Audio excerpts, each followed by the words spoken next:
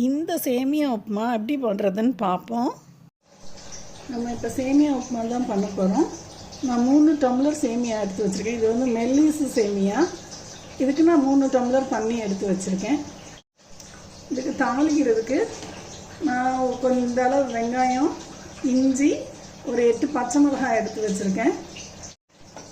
ஒரு 4 தக்காளி எடுத்து வச்சுருக்கேன். இப்போ நம்ம இந்த குக்கர் அடுப்பில் வச்சுருக்கோம். இப்போ இந்தளவு நான் ஒரு அரை கப்போட கொஞ்சம் கூடயே நான் எண்ணெய் ஊற்றிக்கிறேன். இப்போ இதில் நம்ம வெங்காயம், இஞ்சி, பச்சை மிளகாய் போட்டு நல்லா வதக்கிக்கலாம்.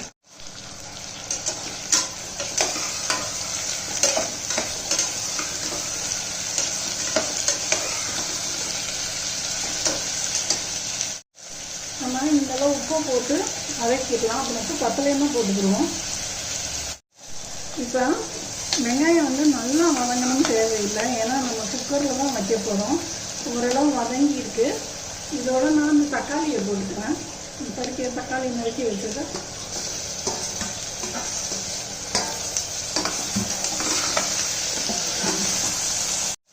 இப்போ நமக்கு இது ஓரளவு சும்மா 2 பெரட்டு தான் பெரட்டியிருக்கோம்.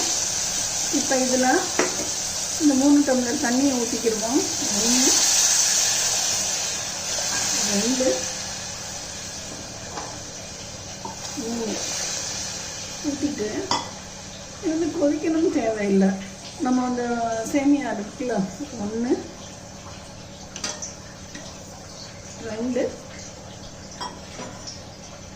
3 டம்ளர் சேமியா. இது நம்ம வறுக்காத சேமியா தான். இதை லைட்டாக அப்படி கிண்டி விட்டுக்கோங்க. இப்போ இந்தளவு சேமியா வந்து உள்ளே போயிடுச்சு. அப்படி ஒரு 2 விசில் வச்சா போதும். நமக்கு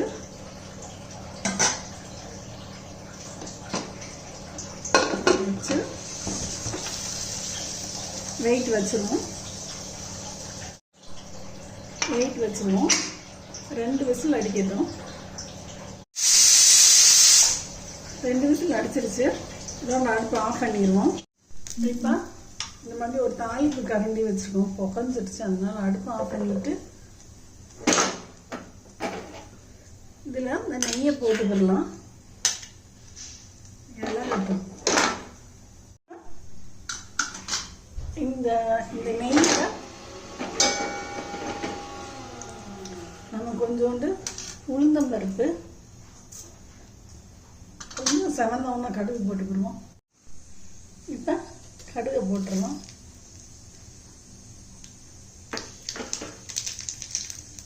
இதை நம்ம ஆஃப் பண்ணிடலாம்.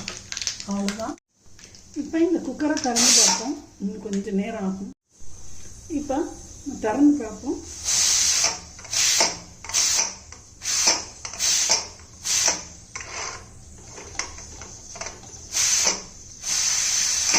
ஒரு நிமிஷம். ரொம்ப குழஞ்சிரும் நமக்கு.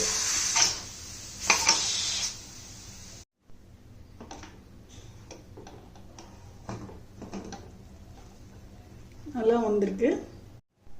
இப்போ வெந்திருக்கான்னு பார்த்துக்கோங்க. பாருங்க, குழப்பம் நல்லா வந்திருக்கு.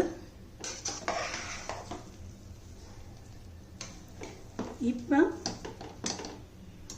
நம்ம இதில் நம்ம தாளித்து வச்சுருந்தோம்ல நெய்யில் கடுகு உளுந்து, இப்போ அதை போட்டுக்கோங்க. இப்போ நம்ம வேறு சட்டிக்கு நம்ம ட்ரான்ஸ்ஃபர் பண்ணிக்கிடலாம். சால்ட் பத்தலைன்னா நீங்கள் போட்டுக்கோங்க. நல்லா உங்களுக்கு நல்லா சாஃப்டாக வந்திருக்கு. இங்கே பாருங்க, வெங்காயம் அப்படி பஞ்சு போல் வெந்திருக்கு.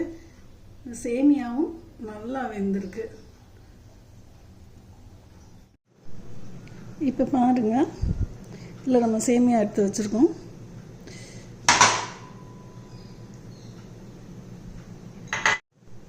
இப்போ நம்ம இன்னொரு கப் எடுத்து வச்சுருக்கோம். இதையும் இந்த மாதிரி கவுத்திடலாம்.